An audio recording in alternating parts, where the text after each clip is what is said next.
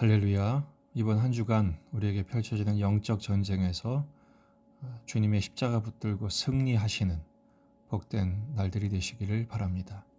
오늘 말씀은 사무엘상 11장 9절에서 15절입니다. 무리가 와 있는 전령들에게 이르되 너희는 길앗 야베스 사람에게 이같이 이르기를 내일 해가 더울 때에 너희가 구원을 받으리라 하라. 전령들이 돌아가서 야베스 사람들에게 전하매 그들이 기뻐하니라. 야베스 사람들이 이에 이르되 우리가 내일 너희에게 나아가리니 너희 생각에 좋을 대로 우리에게 다 행하라 하니라. 이튿날 사울이 백성을 3대로 나누고 새벽에 적진 한가운데로 돌아가서 날이 더울 때까지 암몬 사람들을 치매 남은 자가 다 흩어져서 둘도 함께 한 자가 없었더라. 백성이 사무엘에게 이르되 사울이 어찌 우리를 다스리겠느냐 한 자가 누구니이까? 그들을 끌어내소서 우리가 죽이겠나이다. 사울이 이르되 이날에는 사람을 죽이지 못하리니 여호와께서 오늘 이스라엘 중에 구원을 베푸셨음이니라. 사무엘이 백성에게 이르되 오라 우리가 길갈로 가서 나라를 새롭게 하자.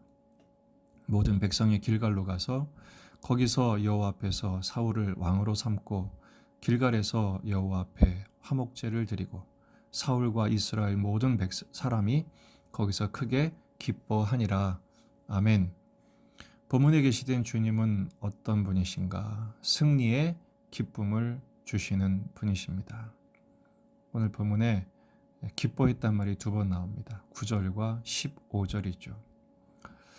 성령 충만해진 사울이 암몬의 공격 이야기를 듣고 전군을 소집하는 명령을 내립니다. 그래서 참전한 이스라엘이 30만, 유다가 3만이죠.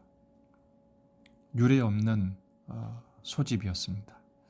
그리고 야베스 사람들에게 소식을 보냅니다. 내일 해가 더울 때 대낮에 구원을 받으리라. 그때 그들이 기뻐했다고 말씀합니다. 그리고 야베스 사람들은 암몬에게 우리가 내일 나갈 테니까 너희 맘대로 해라 이렇게 선포를 합니다. 이 성령 충만함은 그 성령의 감동하심에 은혜가 전파되는 효과가 있습니다.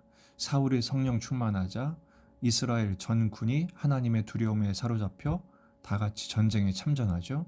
그리고 이것이 야베스에게로 옮겨진 것입니다. 이것을 성령의 교통하심이라고 합니다. 우리가 신앙 고백할 때 성령의 교통하심이 우리가 있다고 고백을 하지 않습니까?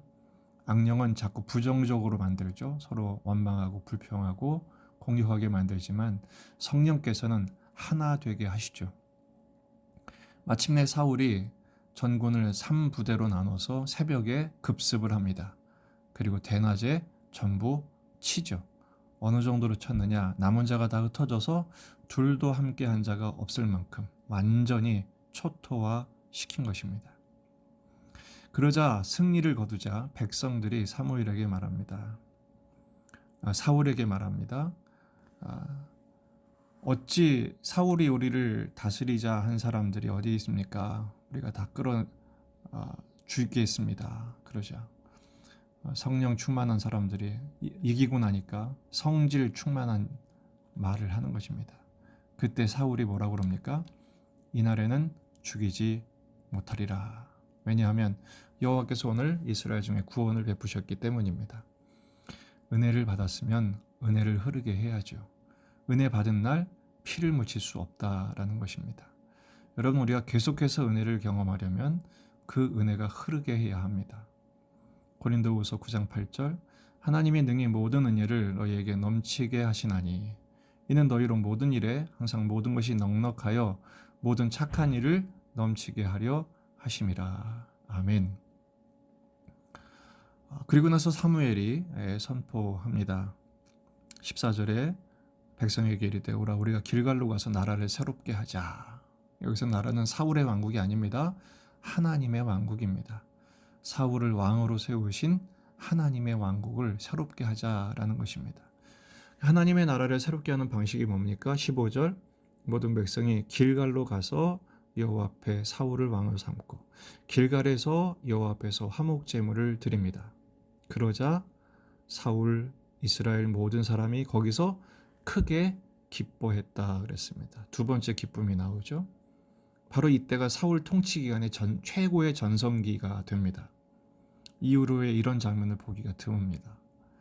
이 길갈이 어딥니까? 그들이 길갈에 가서 사울 왕 삼고 길갈에서 여호와 앞에 화목제를 드렸다고 했죠. 길갈은 여호수아 5장 9절에 있는 것처럼 애굽의 수치를 물러가게 한 곳입니다. 여호와께서 여호수아에게 이르시되 내가 오늘 애굽의 수치를 너희에게서 떠나가게 하였다 하셨으므로 그곳 이름을 오늘까지 길갈이라 하느니라.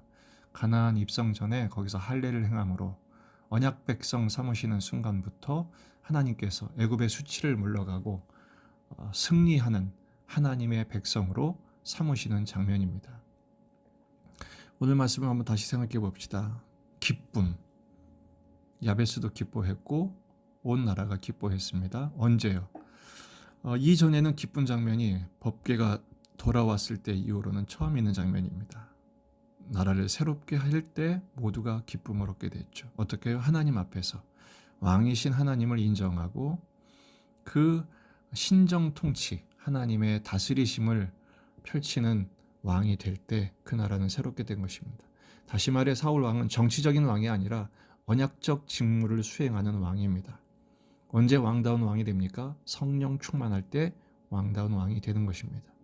승리의 근원은 오늘 본문에서 사울이 아니었습니다. 바로 길갈이었습니다.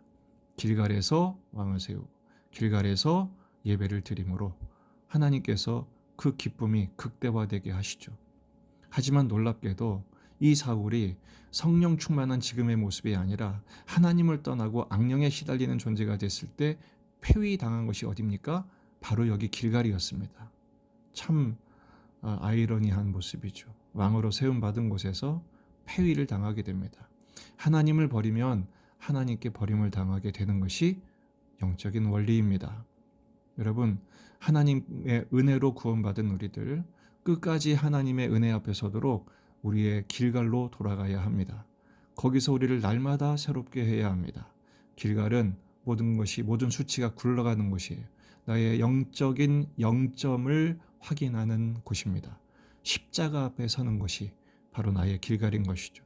세상의 공격, 위협, 고난, 결핍, 슬픔, 눈물, 고통 이 모든 현실 앞에서 날마다 매순간 우린 길갈로 돌아가야 합니다.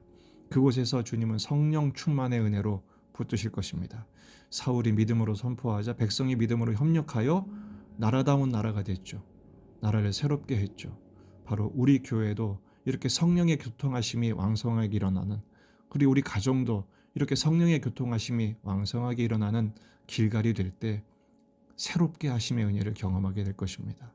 여호와 앞에서 이 길갈에서 예배했습니다. 예배할 때 애굽의 수치가 올라갑니다.